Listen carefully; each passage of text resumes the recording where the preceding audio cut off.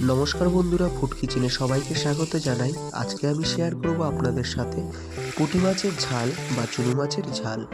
এটা রান্না করা খুবই সহজ আর গরম ভাতের সাথে খেতে খুবই সুস্বাদু লাগে। তো চলুন আর দেরি না করে ফটাফট শুরু করা যাক।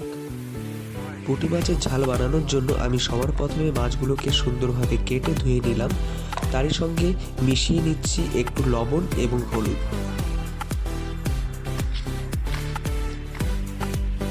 লবণ আর হলুদ মিশিয়ে আমি 10 মিনিটের মতো মাছগুলো রেখে দিয়েছি। এবার চলুন মাছগুলো ফটাফট ভেজে নেওয়া যাক।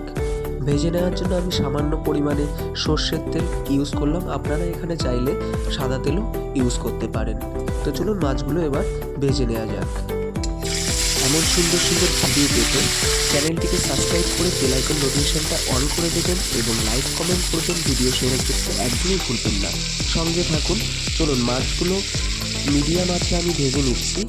তারই সঙ্গে আমি রেডি করে নিলাম একটা মিডিয়াম সাইজের পেঁয়াজ কুচি, রসুন কুচি, হলুদের গুঁড়ো, লঙ্কার গুঁড়ো এবং জিরের গুঁড়ো। চলুন মাছগুলো এক সাইড ভাজা হয়ে গেছে, অপর সাইড আবার একইভাবেই ভেজে নিই।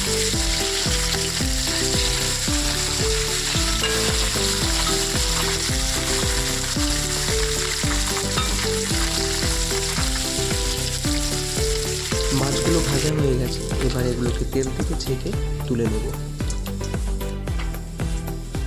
মাছগুলো খুব সুন্দর ভাজা হয়েছে।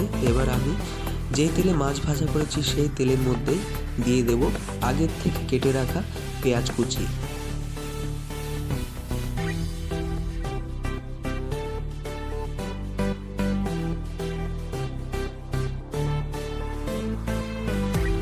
পেঁয়াজগুলি 2-3 মিনিট নাড়াচাড়া করার পর এর মধ্যে দিয়ে দেব স্বাদ অনুযায়ী লবণ।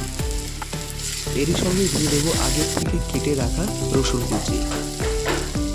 উপকরণগুলো আরও 2-3 মিনিট নাড়াচাড়া করার পর এর মধ্যে আমি দিয়ে দেবো হলুদ গুঁড়ো, লঙ্কার গুঁড়ো এবং জিরের গুঁড়ো। মশলাগুলোকে এবার ভালোভাবে কষিয়ে নেব। আমি এর মধ্যে সামান্য পরিমাণে জল অ্যাড করে নিলাম। এবার মশলাগুলিকে আরও 5 মিনিটের মতো কষিয়ে নেব। আমার কষানো প্রায় হয়ে গেছে, মশলা থেকে তেল ছেড়ে দিয়েছে। যখন দেখবেন মশলার থেকে তেল ছেড়ে দিচ্ছে তখন ভাববেন কষানো সম্পূর্ণ হয়ে গেছে। এবার আমি পরিমাণ মতো জল ঢেলে নেব। ঝোলটা যখন ফুটতে শুরু করবে তখন আমরা ভেজে রাখা মাছগুলো দিয়ে দেব।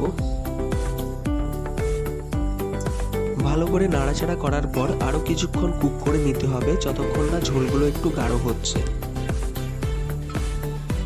দেখুন আগের তুলনায় ঝোলগুলো আরও গাঢ় হয়ে গেছে। আমার পুঁটি মাছের ঝাল রান্না করা সম্পূর্ণ কমপ্লিট। আশা করি আপনাদের খুবই ভালো লেগেছে। এমন নতুন নতুন ভিডিও পেতে চ্যানেলটিকে অবশ্যই সাবস্ক্রাইব করুন। সবাই ভালো থাকবেন, সুস্থ থাকবেন।